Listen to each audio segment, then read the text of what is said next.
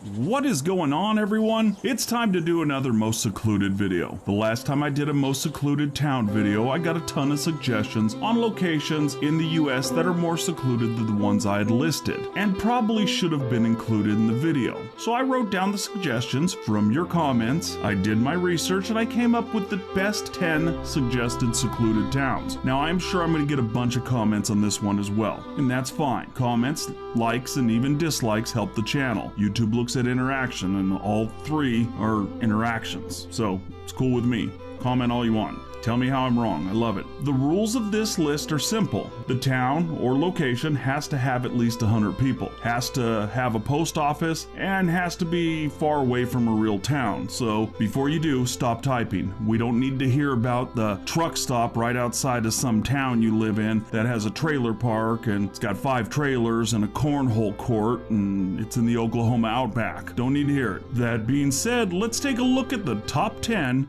most secluded towns in the United States. The viewer version.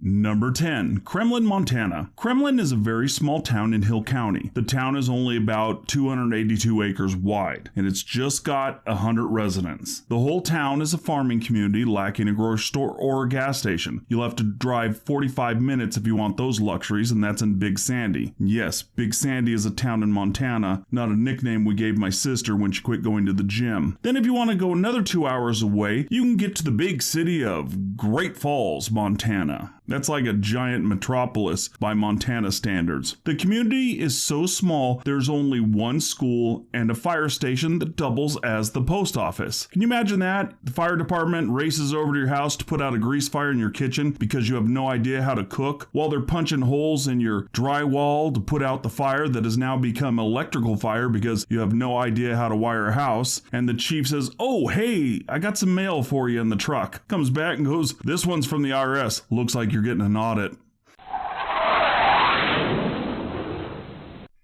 Number 9. St. Paul, Alaska. St. Paul is the first of 3 Alaskan towns that made this list. St. Paul is a small town of about 500 people on St. Paul Island in the middle of the Bering Sea, and it's hard to get to, both figuratively and emotionally. Figuratively, it's a long, rough plane ride that sometimes requires a couple days of waiting for the weather to clear. Emotionally, that comes from a subscriber. She said she knew a girl from St. Paul that said the flight and the boredom took an emotional toll on her. That's why she never went back. The flight to St. Paul is a 3-hour flight over some of the roughest waters in the world. You know when the flight attendant gives you that safety briefing? They could get to that one part about the water landing and just say, "In the unlikely event of a water landing, don't worry about the flotation device, you'll be frozen solid in 4 minutes after we hit the water."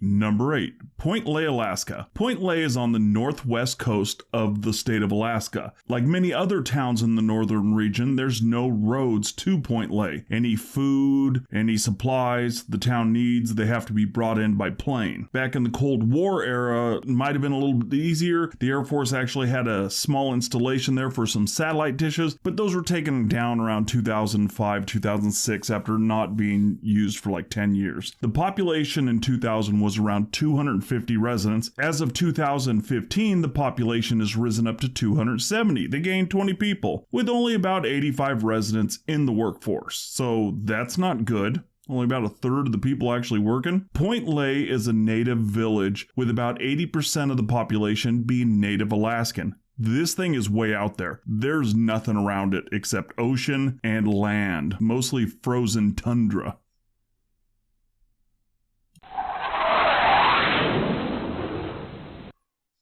Number 7. Hewlett, Wyoming. Almost every city in Wyoming that isn't Cheyenne, Casper, or Laramie is relatively secluded, but you definitely have the extra secluded Hewlett. The population as of the 2010 census was about 385 people. Now it's estimated to be around 400. That just tells me there's 400 people in Wyoming that don't like having company. Hewlett has one school, a few places to eat, a grocery store, and a golf club. Yes, Hewlett has a golf course. Does a town in the middle of nowhere really need a golf course that is actually larger than the town itself? Makes no sense. The nearest big city in Wyoming is Casper, and that's about 3 hours away.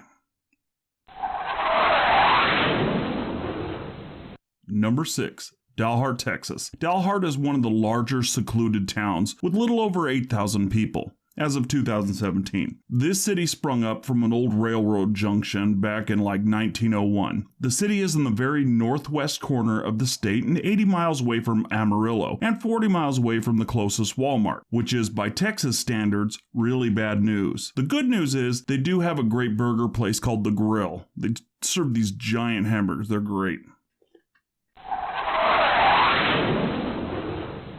Number 5, Mackinac Island, Michigan. Now, this one made the list because it's sort of secluded, and a subscriber wrote me a very lengthy email about going to high school here with a 4-person graduating class. It was like a mini novel. There's so many words. Mackinac Island is home to about 500 residents as of the 2010 census. The closest mainland town is Mackinac City towards the south. There's a couple other ones that might be a little closer, but that's like the main one. The only way to the island is by ferry or private boat. That's in the summer, or snowmobile or airplane in the winter. The island does have an airport. There are no cars on this island. Residents and visitors have their choice of transportation: horse, bike, or walk. In the summer. That's in the summer. In the winter, everyone drives snowmobiles. This one made the list because it has no cars. Also, the subscriber said the island isn't that far away during the summer. During the winter, it seems much further away. I kind of got the vibe from that it's just the weather keeps people away from the island. Anyway, people ride their snowmobiles everywhere. During the winter, parents pull their kids to school behind sleds and drop them right off the front door at the school. I thought that was kind of neat.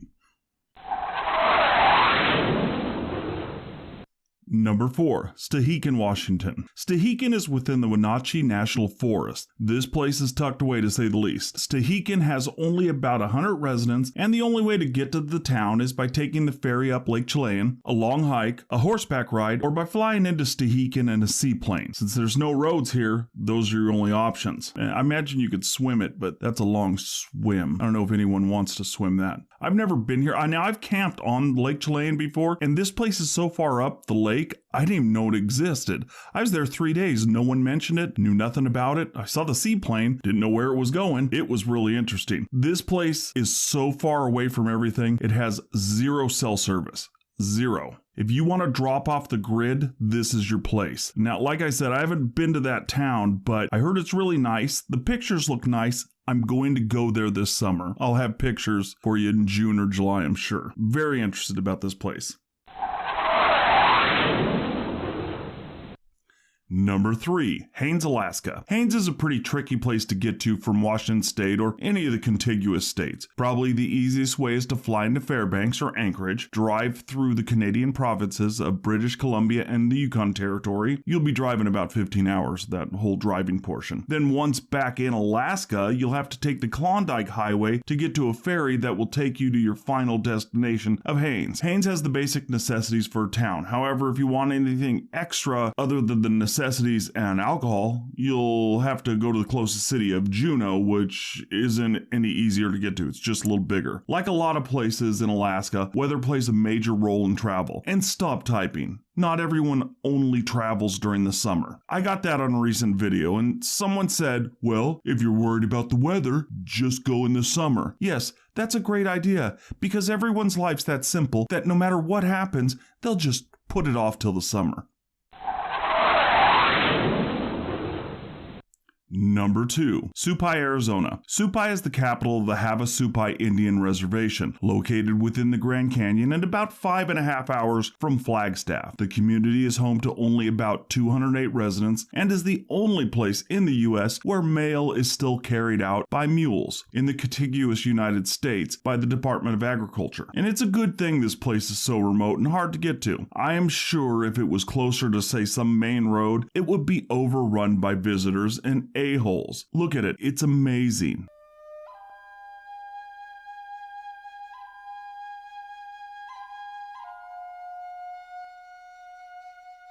Most people that make this trek do so with a certain amount of respect. You're not going to see people in beach chairs with beer like you would at the river or Lake Havasu. It's a lot nicer, just hard to get to.